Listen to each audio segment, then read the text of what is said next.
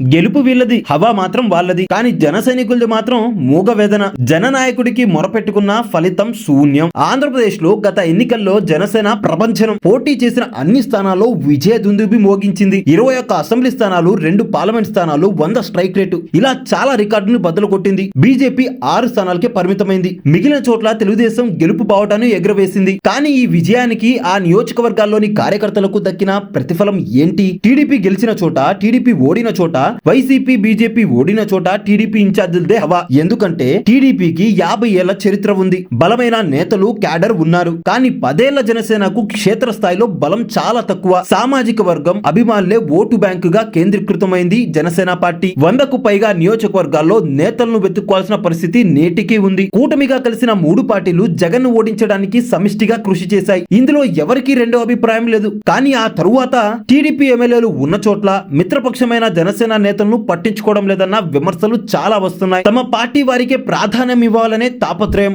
పదవుల్లోనైనా కాంట్రాక్టుల్లోనైనా వారికే అవకాశం. భవిష్యత్తులో ఏం జరుగుతుందో ఎవరికి తెలియదనే భయం వారిలో అయితే కొట్టొచ్చినట్లు కనిపిస్తుంది. జనసేన నేతలకు ఇది మింగుడు పడటం లేదు. తూర్పు గోదావరి జిల్లాలో ఇలాంటి ఘటనలు అనేకం. అధిష్టానానికి మొరపెట్టుకున్న ఫలితం అయితే శూన్యం. తాజాగా ఉమ్మడి కృష్ణా జిల్లాలో జనసేన నేత సంతోష్ ఆత్మహత్యాయత్నం దీనికి నిదర్శనం. తనకు ప్రాధాన్యం ఇవ్వడం లేదనే మనస్తాపంతో ఆత్మహత్యాయత్నం చేసుకున్నాడు సంతోష్. విజయవాడలో చికిత్స పొందుతున్న సంతోష్ పరిస్థితి విషమం. టీడీపీ నేతల దురుసు వైఖరిని ప్రశ్నించినందుకే ఈ దారుణం అంటున్నారు జనసేన నేతలు. ఇలాంటి పార్టీ నాయకత్వం పట్టించుకోవడం లేదన్నది జన సైనికుల ఆవేదన. పవన్ ఫీల్డ్ లెవెల్లో ఫోకస్ చేయకపోతే ఉన్న క్యాడర్ కూడా చేజారిపోతుందనే భయం. మరి జనసేనాని ఏం చేయబోతున్నారు? కార్యకర్తల ఆవేదనకు పరిష్కారం చూపుతారా, లేక పార్టీ భవిష్యత్తును గాలికి వదిలేస్తారా? దీనిపై మీ అభిప్రాయాల్ని కింద కామెంట్ చేసేయండి.